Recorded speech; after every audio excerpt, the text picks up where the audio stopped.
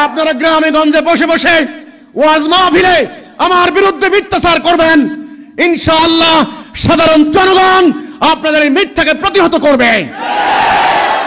বাংলাদেশ নানান সংকটে জর্জরিত, বাংলাদেশকে নিয়ে চতুর্দিকে ষড়যন্ত্র হচ্ছে।